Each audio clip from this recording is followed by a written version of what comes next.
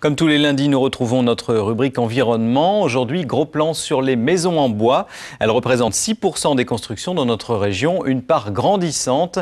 Il faut dire que le bois est synonyme d'économie d'énergie. C'est aussi un matériau facile à utiliser, ce qui permet de concevoir des projets originaux.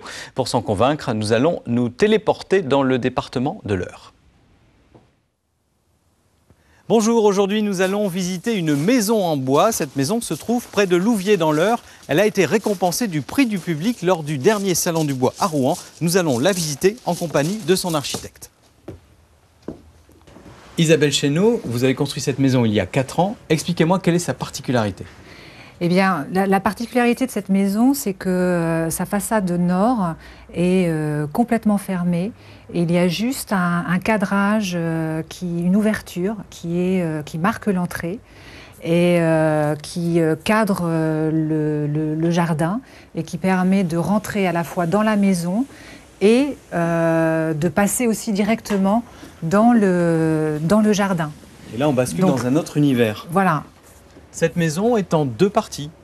Oui, il y a 2 parties. Il y a une partie salle à manger, cuisine, mezzanine, qui est très ouverte sur le jardin, l'espace de vie très ouvert, donnant directement sur la terrasse. Et lorsqu'on ouvre les baies vitrées, on double la surface du salon. Hein.